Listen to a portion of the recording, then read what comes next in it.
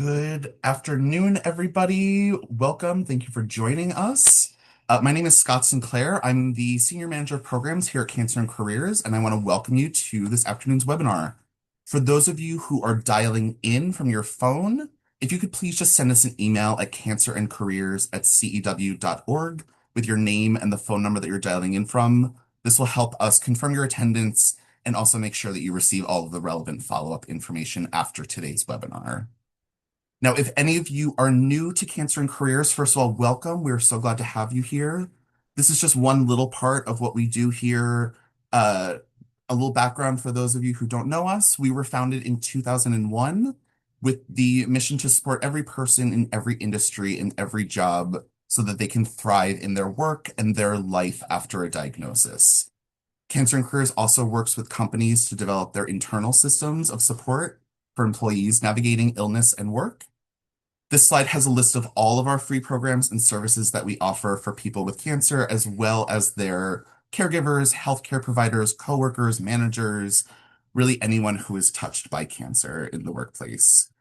Uh, these also include a comprehensive website with a library of publications, which are both available in English and Spanish, as well as career coaching, resume review, technology assistance grants, access to experts and one-on-one support, as well as educational events like the one we're about to do today. And I'm going to be back on at the end of Julie's presentation to tell you a little bit about what we have coming up.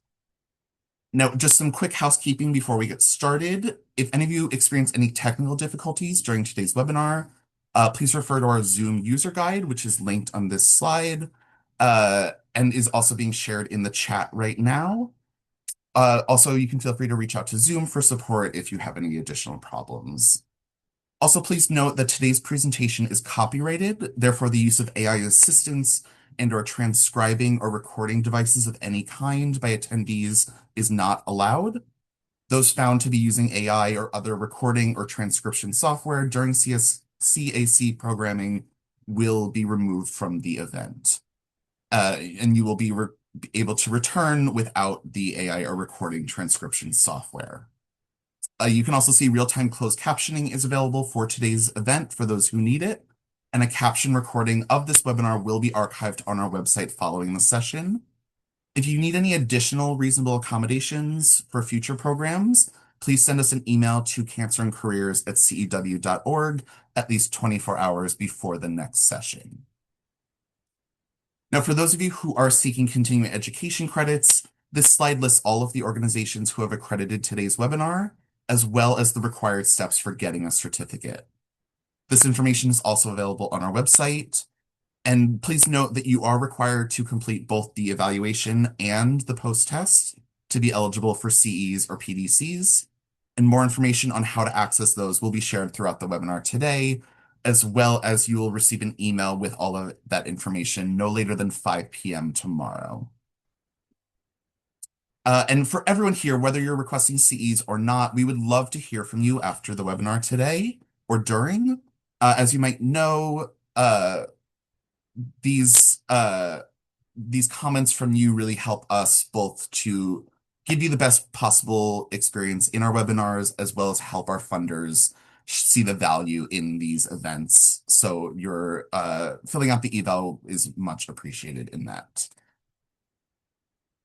This slide has a QR code for that eval if you want to bring it up now. We're going to share it later on, as well as in an email later on as well. Now, thanks in part to P&G Beauty and Johnson & Johnson, Cancer and Careers is proud to offer our 12th year of our Balancing Work and Cancer webinar series, which was created to provide anyone whose life has been touched by cancer with concise, targeted information about work-related issues that arise after a diagnosis. Additionally, we would like to recognize Cancer and Careers as year-round sponsors who support all of our core programs and allow us to continue providing resources and services free of charge. Now, for most people, workplace stress is a given. When you add cancer in the mix, sometimes it can be debilitating. But we're here to help you think about your priorities and how you can balance your job, your work, your families, and your overall well-being as well to allow stress from getting the better of you. Now, leading today's webinar is Julie Larson, a longtime collaborator with Cancer and Careers. Julie's a licensed social worker with her own private practice. Prior to that, she was the young adult program director at Cancer Care and continues to work very closely with the adolescent and young adult cancer community. She's a nationally renowned speaker in the AYA's cancer space and has been featured in numerous publications, including Self Magazine, Coping with Cancer, and Cure Magazine. And it is my absolute honor to welcome Julie. Thank you so much, Scott, and Cancer and Careers. It is always an honor to be able to join you and to connect with all of you who have kind of logged in today to sit together around this very important and meaningful conversation around managing long-term stress. And while we are sitting here at Cancer Careers, we're certainly going to do that through the lens of being an employee or, we're in the workplace. But honestly, I truly feel like a lot of what we're going to talk about, you're going to take into all the different corners of your life. So before we even begin, I'm going to say a couple of things. One, if you've got a piece of paper and a pen, grab it because there may be, hopefully, there may be something that I say today that really resonates for you or that you want to spend a little bit more time with after we hang up. And I want you to be able to make that note and to have that with you. There might be some exercises or some ways that I want you to think about yourself in noticing and self-awareness. So get that piece of paper and a pen. Second, while I'm going to click through things pretty quickly because we only have an hour together, and I do want to leave some space and time for some dedicated Q&A, I will also keep one eye on that chat box. So if something hits you or resonates or you want to validate it or reinforce something that has been said within our time together, feel free to put that in the chat. I think that I will not only use that and I will notice it and comment it myself, but those of you that are also listening along, that chat might also help you to feel less alone. So you are not the only one probably facing a lot of these feelings and questions and experiences. So that chat box helps us all feel like we're here together, not just one-on-one. Let's get started. Managing long-term stress. So when you hear the words you have cancer, that brings up a lot of different emotions and thoughts and feelings, and that can and immediately in that space, you are thrust into a little bit of medical school to try and understand the diagnosis and also the treatment options, but then also to begin to figure out how this is going to impact all the other very important parts of your life, your job, your family, your personal self-care. So that's a lot of information overload and it feels overwhelming. There's uncertainty in this. There's questions around disclosure, and especially if we think about the workplace, do I tell people? Why would I tell people? When would I tell people? How does that happen? How do I communicate my needs, my boundaries, but also maintain some degree of commitment to my professional self? A fear. Fear is a very normal feeling, obviously and understandably, about the future, unsettledness, anxiety, worry, self-doubt. All of those things come up. Questions about how will this treatment impact me? And maybe not just the treatment when I'm in active treatment stage, but long term. What is changing about me? Because a cancer diagnosis 100% does change you. How? And I don't understand what that will look like over the course of time. So I think all of those things come into play when someone sits with their medical team and they hear the words cancer and they begin to figure out how to step forward. So today we're talking about managing stress. And this is kind of a roadmap for where we're going to go. I'm going to break this down into 4 silos. We're going to talk about the first step is just noticing your stress, right? And that might seem obvious, but I think we all register our sense of distress in different ways, and that's personal. So I want you to sit back and think of this time together as like individual therapy en masse, and me speaking to you and kind of challenging you to really look inward and to figure out how is this registering for me. So step one, noticing, and we're going to talk about that. Then we're going to move on to understanding. Okay, so for you, again, in your very personal journey, now that I've noticed my stress, noticed my unsettledness, what's helpful? What's not helpful? What's working? What's not working? How do I begin to kind of turn my focus and my attention to that? Because that's your self-care, right? That's the action that you take. And then to that end, you might be thinking, well, can I get some tips and tricks? Yes, we're going to move into building a toolbox. So, what are some self-care strategies that you can do at home, at work, in the middle of the night? How do we begin to kind of take care of that stress that we just noticed on point one, right? And then four, we're going to bring some other people into it. How do we talk to other people? So how do I talk to my manager? How do I talk to my family? How do I talk to my close friends? That all might be different. And it might be different because what you need from those different people is different, right? So we're going to think about communication a bit too. Okay, so there's kind of our roadmap. That's where we're going to go as we sit here together. Before we start that roadmap, let's just lay the groundwork of stress. What am I talking about when I say the word stress? So we're all on the same page. Basics 101, stress is your body's, everybody's body's way of responding to a demand, to a challenge. Okay, that's stress. Your body and yourself, you have a physical, an emotional, and a mental response to stress, right? So it shows up in our thinking, it shows up in our body, and it shows up in our kind of our emotional state, right? So we want to kind of just as we kind of kick things off, I'm going to slowly start to silo those things, and I want you to kind of begin to come to your self-awareness in that way too. There are different types of stress. So the word stress gets a bad rap.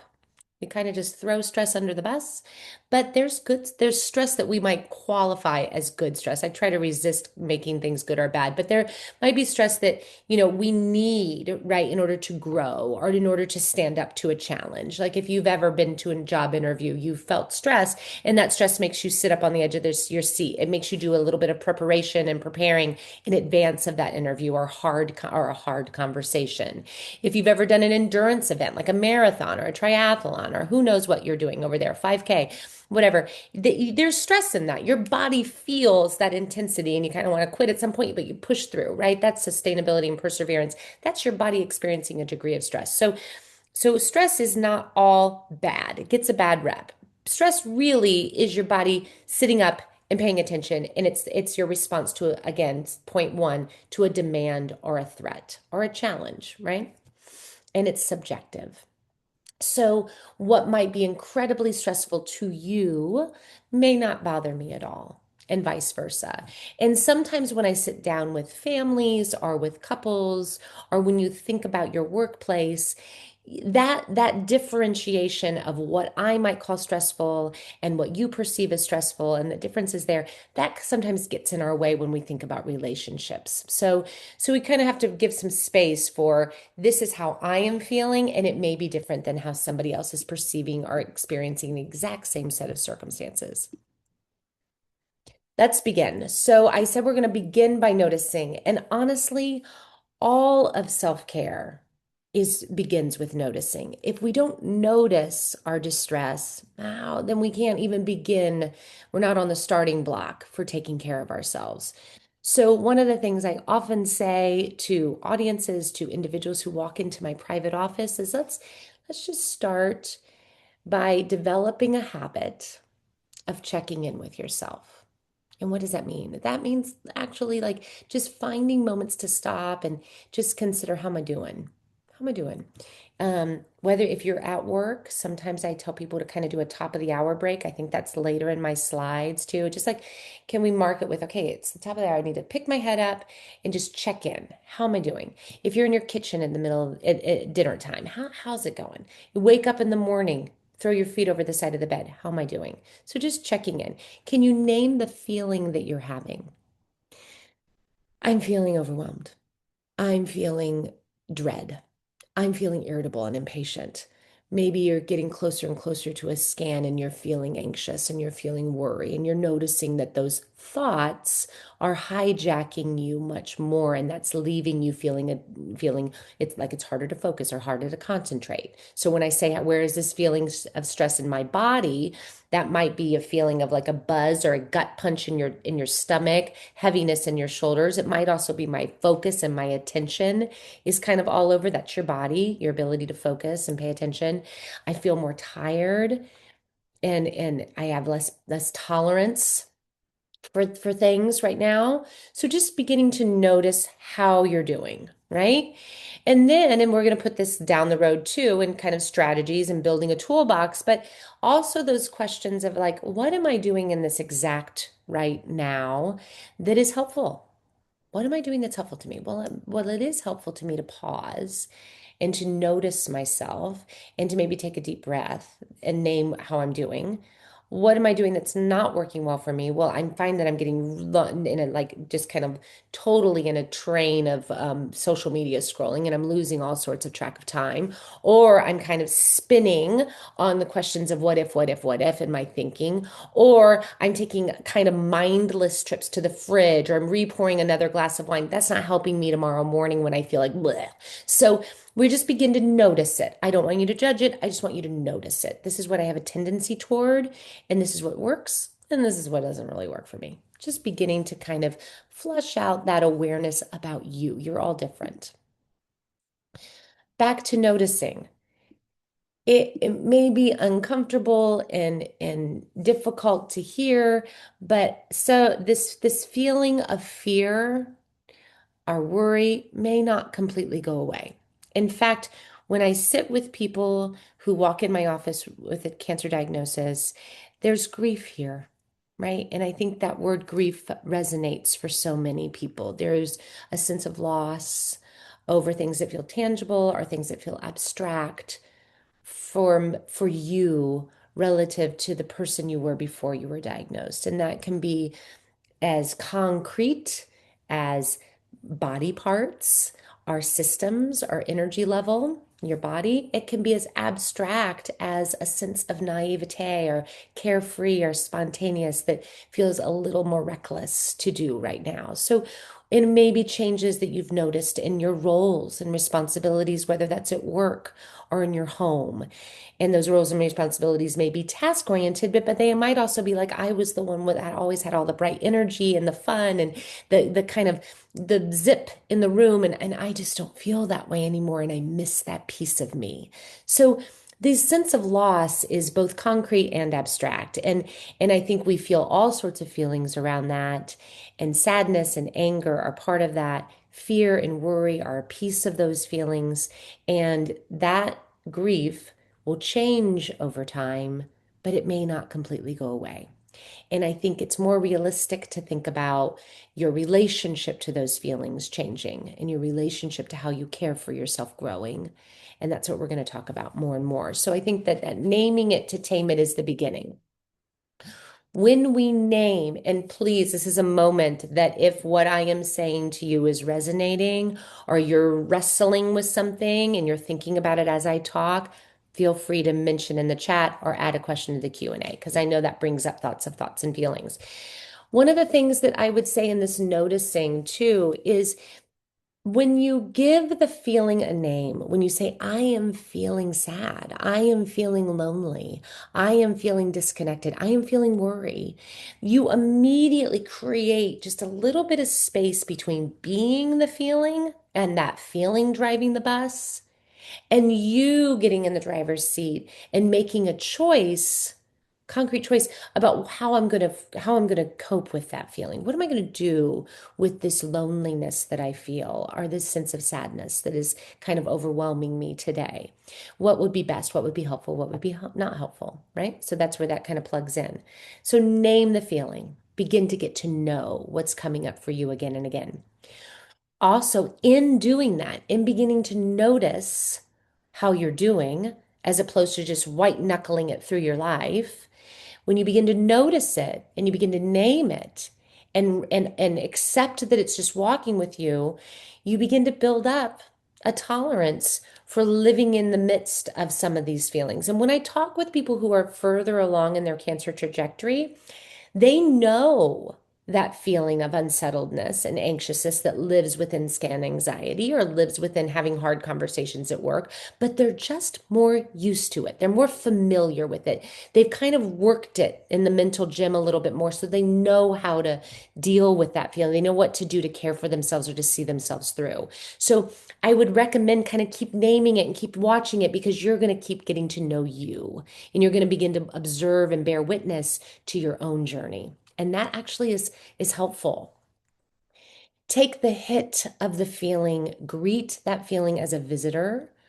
When we also begin to notice ourselves, you get the sense that these feelings are not static. They change, they move. And when we are in a difficult space or a hard feeling, it can feel like eclipsing. It can feel like it overwhelms and it takes over. And it's it's harder to see the light at the other side of that tunnel. It feels like this is all encompassing not only in this moment, but in how do I move forward? How will this ever change? But yet, as we notice it, you begin to notice, oh, as I went to bed and as I wake up today, I feel a little different. Ah, that's nice to know. And then we can remind ourselves that the feelings ebb and flow, the feelings change. And we're going to also, as we begin to build this toolbox, we're going to find ways of just calming your body in the presence of even these difficult feelings, and that calming yourself, feeling calm and not taken for a ride by that feeling, not only helps you feel better, but it helps you act smarter and think more clearly. So there's a lot of reasons why finding ways to live with and find a way through is meaningful. So getting in the driver's seat, I just use that metaphor and I think a lot in pictures and so I want you to think about getting in the driver's seat and if a feeling is in the driver's seat, we might be careening out of control, right? That worry is just spinning us. It might also be impacting the choices that we make. We might burrow and withdraw and constrict, and we might kind of lash out or get impatient, right? When that feeling is at the driver's seat. So we want to see it and notice it and then take a breath and get back in the driver's seat and make a choice. I think I need some alone time. That's a choice, right?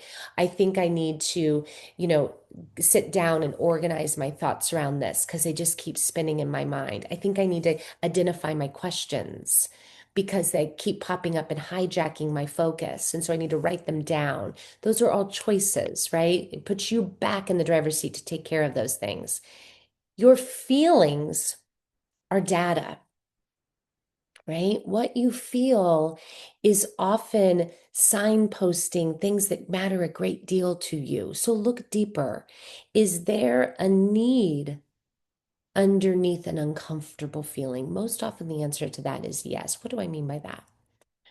If you notice that the feeling that you're having as you throw your legs over the side of the bed in the morning is dread, let's just stick with dread. If it's dread, like here we go again, then what you might need in that day is support.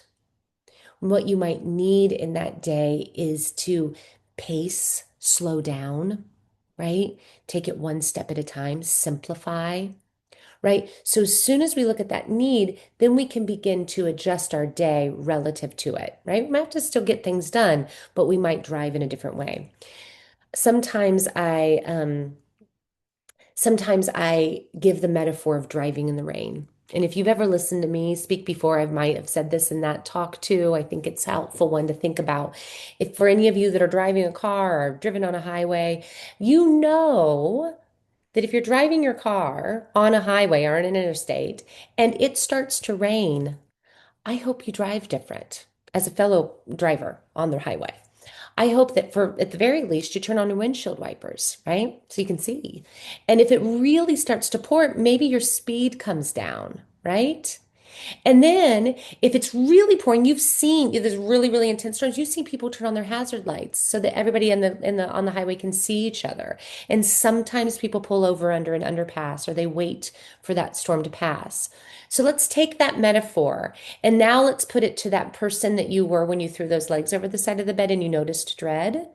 And that slide before when I said greet your feelings as a visitor and they change and the visitor's going to walk with you that day. And that moment that I said, I don't know if these feelings are going to completely go away. So if you wake up and you notice overwhelm, or you notice dread, or you notice sadness in you, then you've got to drive different that day. We've got to slow down. We've got to maybe lower expectations. We've got to maybe cut some superfluous or some extraneous things off of the agenda today and do what is necessary, right? Because if we think about walking into our day, the highway, um, as normal, and we're going to just bust through at 70 miles an hour and get everything done while you're carrying sadness or dread, I don't think that's going to be comfortable or safe for you. So driving in the rain. So think of that like, okay, how am I going to drive through this day? I'm not at 100%. Right? Now there might be other days you wake up and you feel good and you feel capable and you kind of begin to attack the day. But that act of cultivating a habit of noticing, by the time I get to 3 p.m., not quite the same. We're going to do the evening in a different way. Okay? So noticing is big. That's our first step. I said already, but the second bullet point is anxiety. Often underneath it, feelings are data, look deeper. Underneath anxiety is often a question. And maybe we can't get a complete answer to that question, but maybe there are some facts and some things that you could research and gather some more information on that would begin to help you feel more settled. So it might drive conversations with your medical team. It might help you outline the concerns or the question marks you have for your manager or your workplace. What are my rights and entitlements? What are the things that I can and can't do? How can I make accommodations? What's possible for me? So begin to look at those question marks. Remember, when you get back into that driver's seat, one of the ways that you can climb back over into that driver's seat from taking a ride is your body. Your body is always in the presence. Your present, it's an incredibly powerful tool, our bodies. They are really miraculous, truly.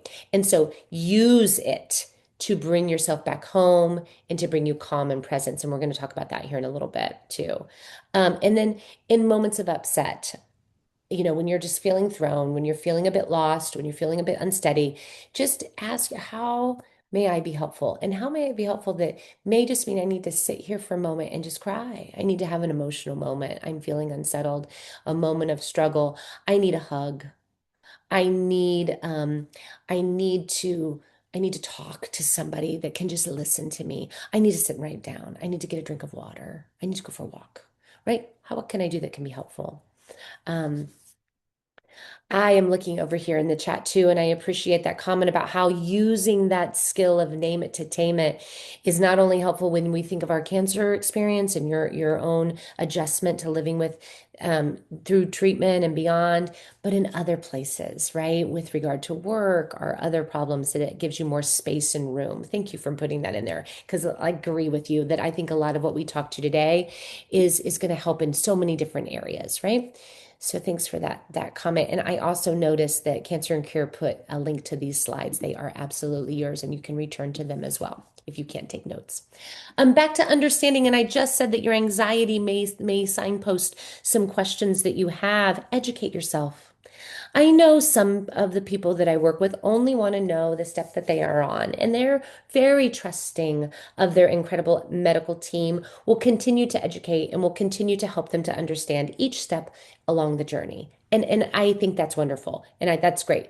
And I know other people that want to know everything that they could possibly know. Like, when I get to this fork in the road, what would be my options down the road? And sometimes that's helpful to them. So but the point being that if you feel an unanswered question rumbling in you, finding a concrete answer for that, or even where you would go for that, could be helpful. Gathering information on how your treatment might impact you, but then answering these questions might come from data that you get external. They might also come from data that you get when you look internal. So, okay, this treatment side effects can be XYZ. I'm noticing for me that on day one, I feel pretty good. But it's on day two that I notice some fatigue and some kind of rumbling, kind of unsettledness in my with nausea.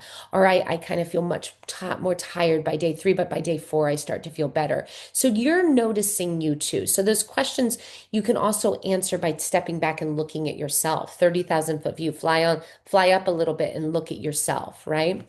record to that end, record your personal side effects to guide your work expectations. So maybe you've been at home through treatment and you're looking to return to work. Maybe you are getting ready to begin and you don't know how this is going to go, but you're using a little bit of sick time right now to get started. Notice, okay, in the mornings, I'm quite tired. I need some space and some time to get myself moving and group moving. But I'm really focused and I've got quite a lot of focus and energy around 2 to 4. So that's where I'm going to put a lot of stuff. Or vice versa. It might be in the morning, right? That by about this time I'm done for the day. I need to log out. So that's where I put a boundary. That these types of work related tasks I can do, but these things are a little bit more taxing for me. So how can I that guide the conversations I have around accommodations? So kind of beginning to think about yourself in that way. Meet with other survivors. So I love that you're all here and you're taking the time out of your day to come to this webinar. That's great. There are many of you on this call. You are not alone. So there are others out there who are facing and figuring out very similar questions and very similar kind of circumstances. Find each other. You are all walking the walk. So support groups and gatherings, or even that person that you peripherally know that also had cancer and worked through their diagnosis. How did they do it? What did they find? So that is really meaningful, and it's a different level of support than you would get from just your friends and family, and also the professionals. The professionals in the room are incredibly, like me, incredibly helpful. But to sit with somebody who's doing this Monday through Sunday, that really helps. Educate yourself with it as it applies to work and you're working through treatment. Educate yourself. Get to know what are your rights. What are your options? And who do you talk to? And Cancer and Careers is amazing for that. I refer people to Cancer and Careers all the time for information on your rights, your entitlements, how to have these conversations, what is the benefits and the consequences of disclosure, and how could that work for you or against you? And so that's all within Cancer and Careers services and support options. So figure that out for yourself as well. I also see that chat in there too about grief and that really resonated for you. And I'm looking at the chat over here. I'm commenting on that. And every time I reframe the adjustment to a cancer diagnosis as grief, it just hits somebody in the way that they need to hear it. And I think sometimes that also is helpful because is a framework around grief: denial, anger, bargaining, sadness, acceptance, eventually meaning making, but we'll leave that way over here for the future. But there's a journey there, and you'll see yourself kind of roll through that in many different ways. Um, Okay, back to understanding. Are we new into understanding? Were we just on noticing? No, no, we're still on understanding. We're doing education, and now we're going to keep understanding and educating ourselves around triggers, right? So, what are your triggers? You're all different. You've all had very different experiences. Some of you had delayed diagnosis and maybe a misdiagnosis. And so there's a trigger for you and the medical team. And there's some degree of mistrust and there's some complication there. That's not for everybody, right? Other people may have been diagnosed in these winter, dark, gold, gray days. And so this time of year just feels more unsettled for you. Other people, find that certain groups of people become triggering, right? Why is everybody so frustrated about X, Y, and Z? I could care less about pickleball right now or whatever it might be. I'm making things up. But those things become triggering because it feels so trivial when this is what you've got going on. So what are those things for you that are triggering? Are they certain people, certain groups of people that you just don't feel in sync with in the same way and that stirs up that loss? Are they dates on the calendar or time of year? Are they hot topics? Goodness, I know a lot of people just feel that incredible sense of pressure and should, must, oughts, guilt, regret, spinning complexity around things like diet, fitness, nutrition. All of that can stir up until you find your road and what feels right for you. So just those are common things I hear. But the tricky thing about a trigger is that sometimes we don't know our triggers until we've been triggered, but that requires noticing, like, oh my gosh, why am I so unsettled? Like, what is up with me? I need to sit with this and kind of work to understand it in a different way. Oh, you know what? It's January. And in January of last year, this is what was happening, right? Ah, makes sense.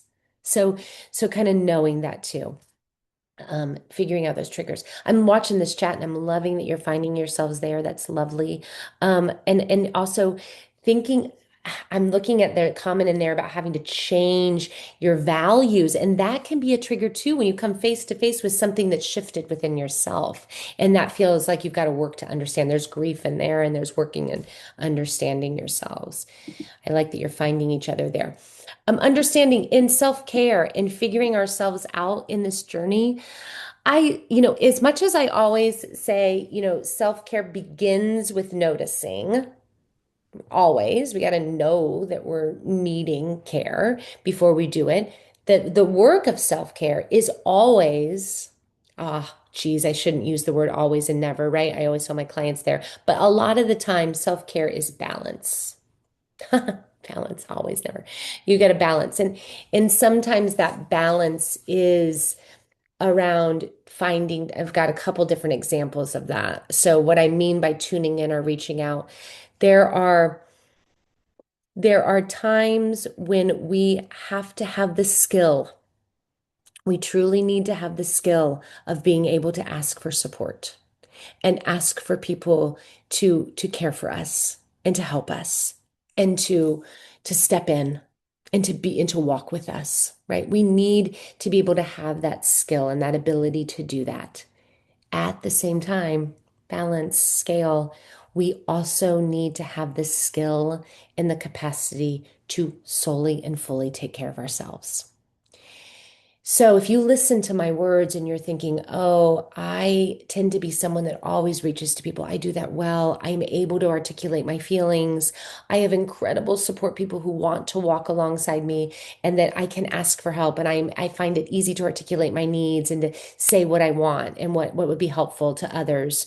But gosh, at 2 in the morning, I am feeling very, very, very upset. And it's very difficult for me by myself. Then that's where you've got to go to the mental gym, right? You've got to work on what does it look like to care and comfort yourself all alone. Now, if you're somebody that tends to restrict and pull back and just kind of retreat in order to find calm and to feel secure and to feel safe, then who do you turn to and how do you begin to figure out the words that one would use to be able to ask for what you need to? So we have to be able to do both. And people generally tend to lean toward one. So you might figure out which muscles you need to flex a little bit. Asking for help and also caring for ourselves. We have to have the capacity for both discipline and self-compassion. So self-compassion is cut yourself a break.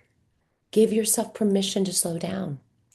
Let go of expectations, and it is okay to just check out and to spend a quiet day of self-care and to lower your expectations. That is okay. That makes sense. It is about care and comfort.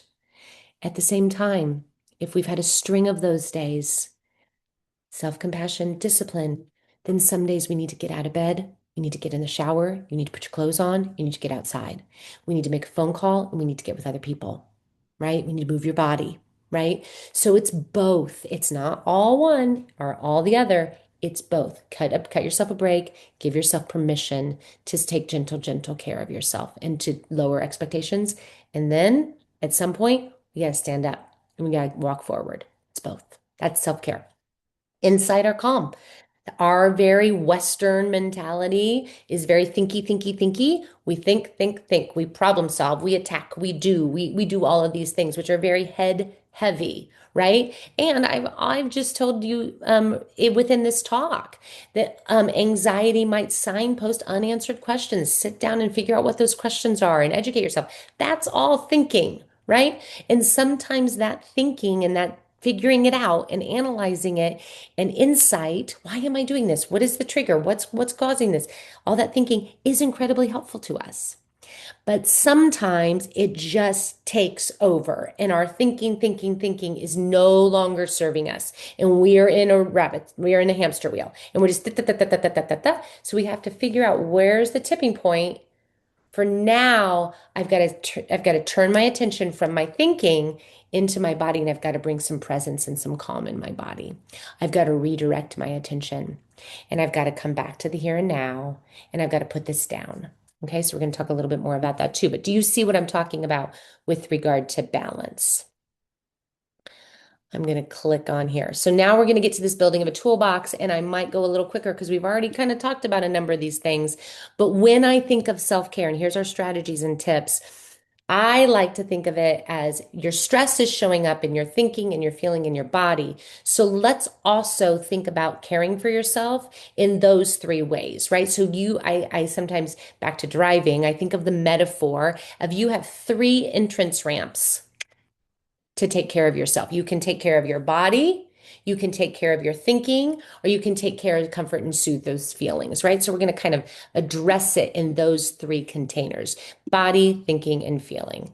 So beginning, go up, there we go. Beginning with your body, right? I think sometimes the first and foremost thing we need to do is to get some calm. Remember, I said that very beginning. Get back in the driver's seat, get back in your body, get calm, because our thoughts take us on all sorts of journeys. Our thoughts take us to the perceived future. Our thoughts sometimes ruminate and spit on the past. And we need to come on home, come back. So we need to get back in the driver's seat. Use your five senses.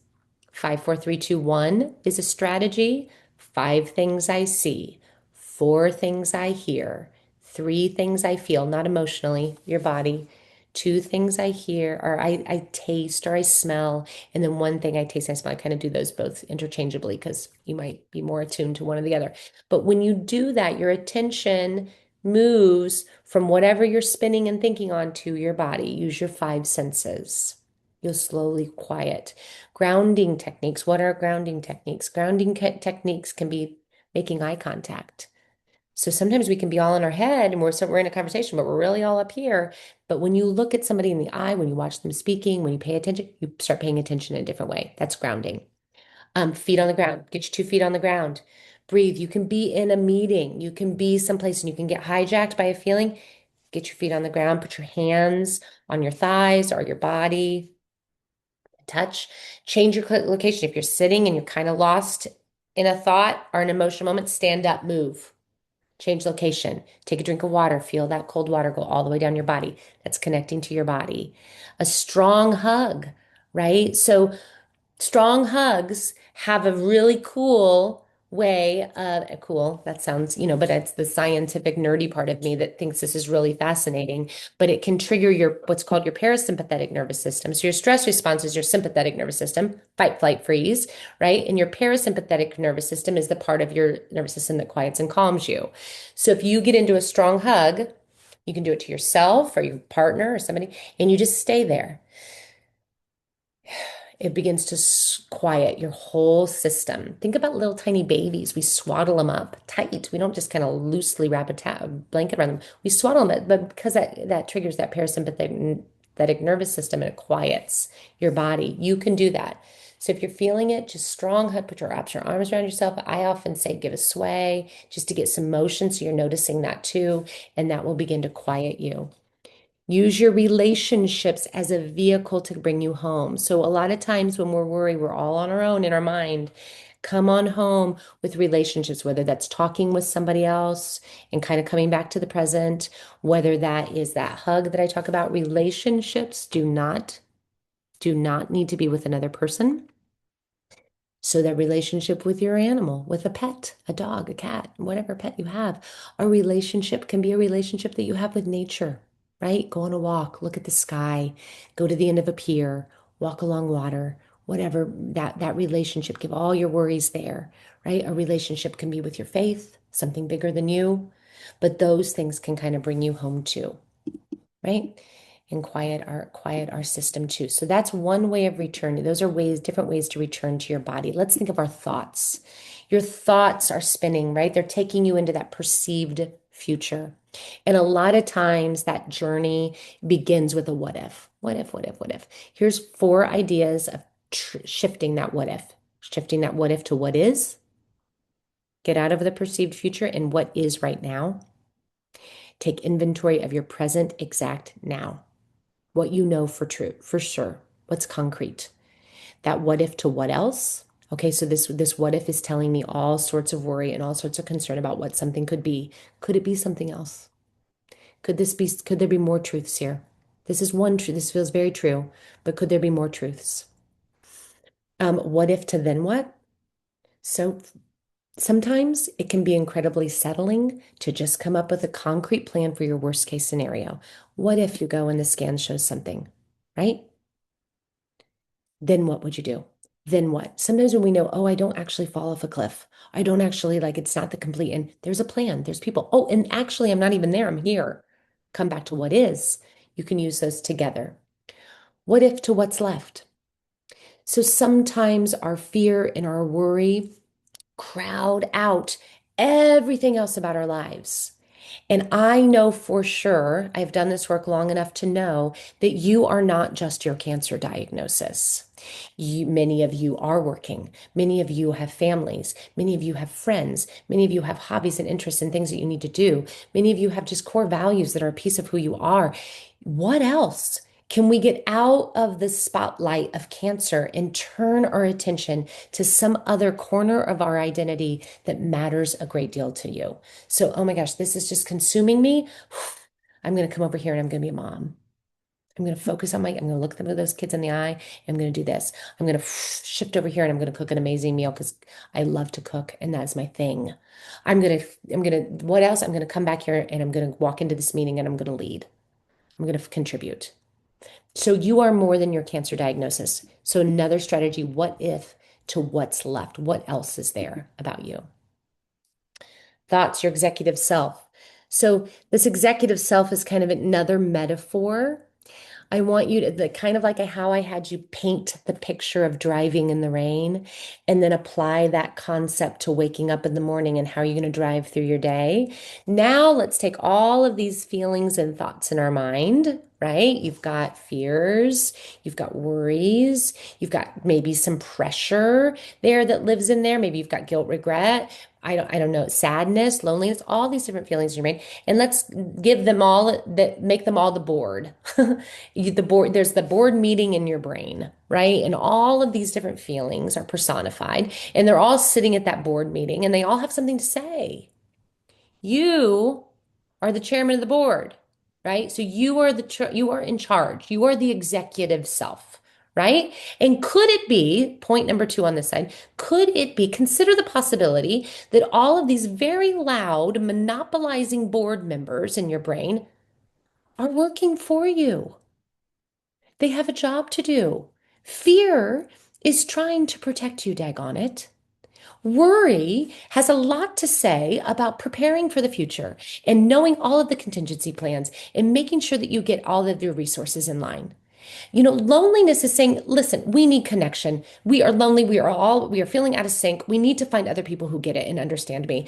And that loneliness is there, right? So all of your feelings are actually working for you, but sometimes they get real loud and sometimes they monopolize the conversation and you are the chairman of the board. So you have the role of saying, thank you, fear. I've noticed everything that you've said. All very valid points. You may be seated. Worry, you've brought up a lot of good points today. I thank you for that. But we're going to move on now to this, right? So you have to say all of that matters, notice it, and then give it time limit. Sort, how do you do that? Thoughts. Sort your thoughts. Is this thought that I'm having part of my present exact right now? Like, what am I going to make for dinner? What's in the fridge? That is right now. Or is this thought, what if about the future? Is this stuff, I should have done this, I could have done this, I would have done this if I had only done this? That's your past. Bucket them. This is a future thought. This is a present thought. This is a past thought. Organize it. And let's leave your future thoughts for your future self. Your future self will take care of them. Your future self is just as capable, just as wise, just as discerning as your current self. Future self will take that, right? Um, and remind yourself that whatever we think about your career, what brought you to this career, schedule out that worry. So sometimes with worry, we think about and we say, I can't do this right now. I'm at work. I'm going to schedule this out for 5 o'clock. At 5 o'clock, I'm going to turn all my attention to this. And I'm going to give myself permission to really focus. Okay, let's see what we've got going on here. And I know I want to leave some space and time. I'm looking at my clock too. This is what am I doing that's helpful? These are some ideas, some things I hear in my office. I'll just throw this slide up there. Maybe you feel the same way. Maybe these match some of the things that you feel or you notice. You can steal this. You can be inspired by this. You can use this as a guide. But then I would encourage you to keep adding to it for yourself personally. What helps? Getting organized and prioritizing that list helps. Taking a break, refilling my water bottle helps. Connecting with people helps. What doesn't help? Making comparisons to other people. That doesn't help me. Always makes me feel less than. Fortune telling, not helpful. I got to begin to watch that, right? So in other words, the point is that how do you begin to notice what's helping and what's not helping and what is working, right? When we think about communicating, and I'm going to kind of go through this and then I want to see if there's time that we can talk together. Consider those in your support network. Who is available to have the conversations that you need to have today based on what you're feeling? If it's a big emotional day, then we need to go to somebody that you know has the capacity to sit with you in that, right? And that takes time to figure out who that is, or a support group. I need to find those groups. I need to take this conversation to this group. Your audience for each need matters. I would empower and encourage all of you to create and also rehearse simple responses to interactions. If somebody comes at you with, how have you been doing? I've been thinking about you, what's going on, and you're not really in the mood, then you say, you know what? There's a lot happening. I keep taking it one day at a time. I so appreciate you asking. The end. Moving along, right? So have those things at the ready that you can whip out and you can say. Have conversation changers, because if you don't want to talk about it and you respond that way, the spotlight's still on you. So unfortunately, often you are the person that has to redirect the conversation. But you know what? It's been freezing cold. How are you guys been doing? Or how was your holiday? Or are you planning any trips or blah, blah, blah, whatever it might be? Did you see the big game this past weekend? You've got to redirect the conversation and begin to pay attention to the topics that work to do that easily and the topics that make that trickier. Boundaries. Boundaries lead to confidence, stability, and they reduce anxiety and control. Reduced anxiety and loss of control. So when we know this is where I feel safe, these are the types of people where I have these conversations, this is not. When I get to this time of day, my energy and my focus is limited, so I need to stop. We feel more confident, we feel more stable. So really begin to notice that. Clear boundaries at work define what's my responsibility and what's someone else's responsibility. Think about your most important role. What do you add? What do you bring? That's what you bring in the room. And you might kind of limit or minimize other things. Get clear on your work style. What works for you? What's the best way for people to communicate with you so it's not coming at you from all different angles? But it's best to email me. It's best to text me. Don't leave a voice message. I'll never hear it. What is the best way? And watch where fear is pushing it. If I don't do this, then this will happen. If I don't do this, then this. Watch that and begin to maybe challenge where fear is pushing on your boundaries. A final couple notes, basics. A lot of a cancer diagnosis and our response to that feels outside of our control. But there are things that we can control, like trying to maintain regularity in our sleep patterns, in our routines. I know staying asleep or falling asleep may be tricky, but just that noticing of when you shut down your day, staying nourished and hydrated always helps our body, connection, belonging, acknowledged and valued. We feel different on a day when we are well rested and when we are nourished than on a day when we haven't slept and we haven't eaten anything. Hangry is a real thing. So just really noticing how those basics really kind of begin to help you. Scott, come on back. I know I have taken us to the very edge of time, We're but good. We still have about 7 minutes to mm, go. good. Thank you so much. I, as always, am taking notes here on my own too. I wrote down future thought for future self because Oh, that yeah. is something that I can get so hung up in the weeds of something and think Yeah. about the end result. Like even a project at work being like, how am I going to do this? How I am I only going have to an get it all hour to done? do this and I feel like I have 7 steps and like breaking it down and pushing it forward and being like, that's for the future self. And it might not even be a problem in the Yeah. future. You know, So you've like, done a couple of my things there, Scott. I'm going to use you right now. You've done a couple of things. What's let's do helpful it. to me? Planning and writing it all down, planning and prioritizing, that helps me. So when I feel that feeling of overwhelmed, and then I push it to my future self, and then I come back to my right now. Yep. Could work. Yep. We always talk about breaking things down into smaller steps. I feel Hmm. like it's a, offshoot of that. Just quickly Yeah. before we get into Q&A, and if anybody has questions for Julie, drop them in the Q&A box and we'll do our best to get to everybody. I'm looking Uh, over that chat too. So you yes. keep going. Yeah. And just a few things coming up. We have another webinar in just 2 weeks from now, which is going to be Balancing Working Cancer, is sort of our general overview of everything that we do here. It's going to be a little bit of managing side effects. It's going to be a little bit about disclosure and communication. It's going to be a little bit about job search. Really, everything that we're touching here is going to be in that presentation. So it's a really good one to join for, whether you're just starting out in the middle of everything, finished with treatment and getting back into a workforce or whatever, where there's something kind of for everyone there. And then we have two job search webinars coming up in April and May.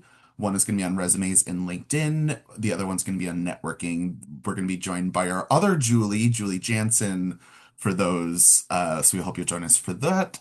And then we also have our Spanish webinars, which are going to be throughout the year this year. The first one's going to be coming up in March. Again, it's going to be Balancing Working Cancer. Pretty similar presentation, but that is going to be presented in Spanish. So if you yourself speak Spanish, or if you have clients, patients, friends, anyone who speaks Spanish, we'd love to help spread the word there. And then we also have our Midwest conference coming up in March, at the end of March. Midwest is really the time zone that it's happening. It's going to be on Zoom. Anyone around the world can join for that. And all of these, I should say, are free to register. So we hope to see you there. You can also join us for our national conference in June or our West Coast conference in October. And there's more information on all of those on our website. This is again for anyone requesting CEs. These are all the steps to take for that. In just a second, I'm going to have the eval QR code pop up again. We'll also email you everything no later than tomorrow by 5 p.m. So here, I'm going to leave this QR code up. And Chris, if you can drop the link to the eval in the chat as well, that people can click through. We'd love to hear back from you and get some feedback on today. But Julie, I have some questions here. We can start I with, saw something in the chat too. I just looked please. through the So, chat and I um, noticed somebody said, "Ah, I don't have time for self-care now that I'm back to work." And the gosh, that feels like, where do I put this? yes. And I think that self-care can be as big as an hour-long yoga class or as kind of focused as a 10-minute meditation. But it can also just be noticing, right? Like just that moment of like sit back in your seat and just take 30 seconds at the beginning of just like, how am I doing? That is self-care. How am I doing? Yep. I'm feeling pressure. Okay. Okay. So I'm going to take a breath and I'm going to slow down. That's self-care right there. That is different than white knuckling it through. So let's just begin with making self-care tangible as noticing yourself, right? Oh, I'm doing that thing where I'm catastrophizing again, or I'm overwhelmed again. Oh, and there I am. Okay, I'm gonna address it in a different way. That's self-care. Yep. That's it. I'll also say don't beat yourself up if you have a day where you feel like I didn't get out and did the walk, I didn't have the balanced meal I wanted for lunch, I didn't get to the yoga class. Like that's yesterday, and tomorrow is a whole nother day For with lots of sure. opportunities for that. And like you said, like it could be a walk around the block that, you finish one thing, you say, I need 5 minutes, you walk around the block. It doesn't have to be a whole yoga class. It doesn't need to be a trip to Barbados, although that also I would would be a like to. lovely piece of self-care that I think in the cold of New York City we would love right now. But But, also like that moment of like, oh gosh, just fatigue and regret and like, oh, just that notice of like, I'm doing the best I can. yeah. This day was a lot. This day I made it. I made it. That just noticing of I'm here and I got here and I'm noticing that. That's self-care. And I'll also do a little plug. We did do a webinar in December on self-care. So it's archived on our website. Chris, maybe if you can drop a link in the chat for anybody who wants to check that out. It's a really great session we did with another social worker, Wade Iwata, who some of you might Oh, I remember, love or maybe weight. you were there with us. But he offers lots of different ways to find time for self-care, what it looks like, how to be kind to yourself and all of that good stuff. Hmm. Um, so I'm going to move on. The next question I have here is sleep disturbance has been one of my stress concerns. You talked a Hmm. little bit about this. I'm constantly thinking about tomorrow's coping with everything. Any recommendations for, turning the brain off at the end of the day? That mind really runs and runs and runs. And first of all, thinking about tomorrow. So your mind is taking a trip over here to your future, right? So some of those strategies of, I sometimes think getting it out of your head, putting it down on paper, that what that's doing actually is it's returning it to your five senses because you're writing it. That's touch, right? You're writing it and you're seeing it. And if you say it out loud, that's all bringing you home. It's making it a little bit more grounded than that, mushroom in our mind, right? So putting it on paper brings it home. And then you can sometimes set that aside. But when you do that, then I would also encourage you to turn back to your body and kind of figure out like how do I pay close attention to the rise and the fall of my breath? How do I begin to tune into the fact that my back and my legs and my feet and my arms are laying on a mattress? And what does my head and my neck feel like in this moment? And how do I slowly let my muscles begin to quiet and soften, right? All of that is your body. And how then when I do that, does my breathing change? Can I shift my heart rate as I do this breathing? Your heart and your lungs are a team.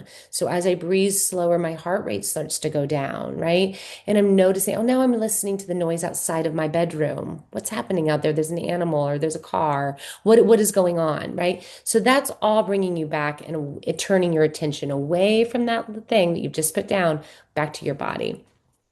I love a meditation tape Mm-hmm. to fall Yep. asleep to.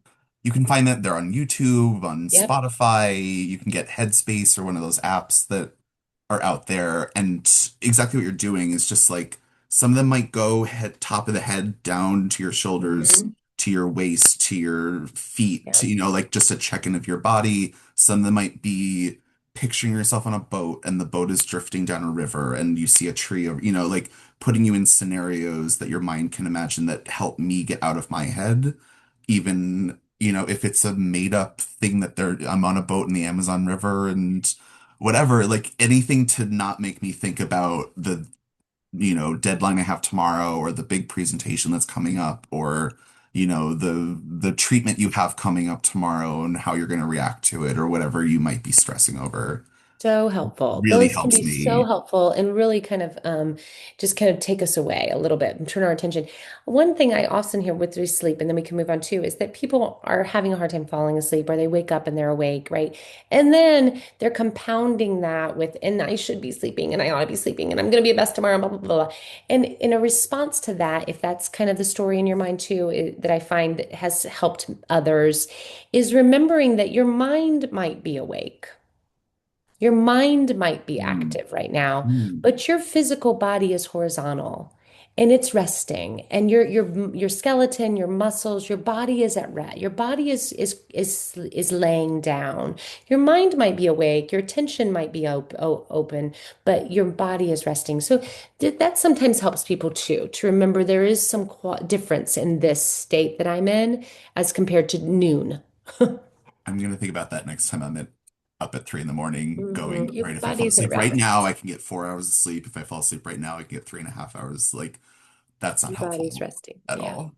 Hmm. The next question I have here, I think we'll do maybe two more and then call it the Yeah. cognitive load of treatment kept my brain busy and active, but now it's done. And I find that my brain is still seeking that quote unquote work. How does Mm. one shift and reset?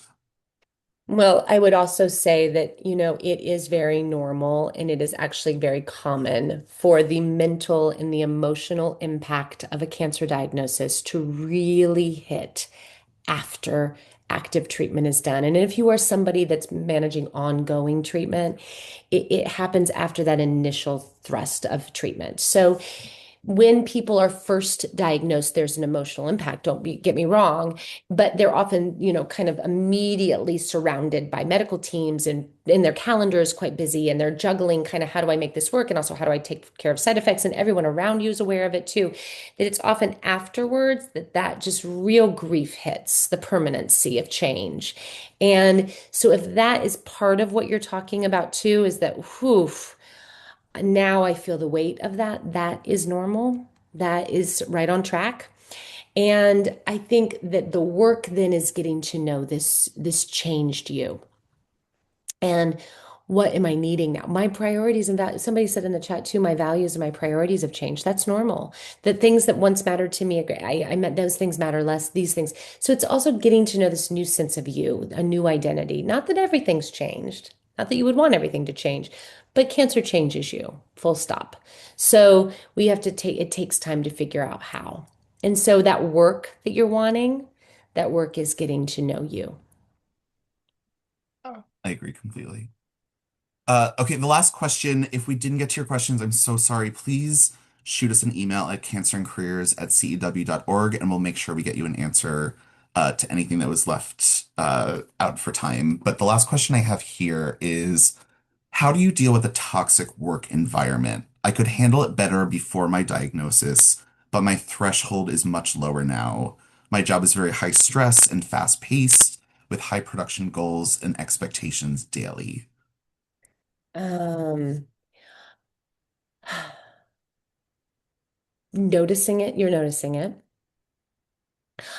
I sometimes think that when we begin to notice, you heard me say that when there's an uncomfortable feeling, there's often an unmet need pushing on it below, right? What are you needing? Are you needing consideration?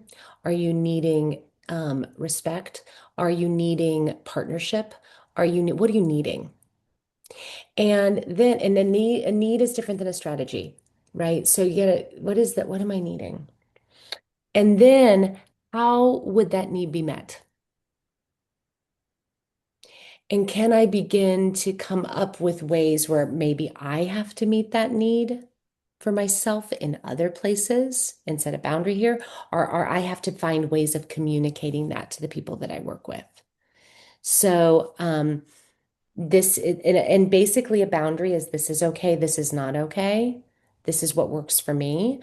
Holding on to your peace too, I think that cancer can make that very clear because there's a lot of this diagnosis and grief in general that is very solo, this very individual, this very lonely. So while there's incredible support resources out there in lots of groups, you are the only person getting yourself through 2 a.m., right?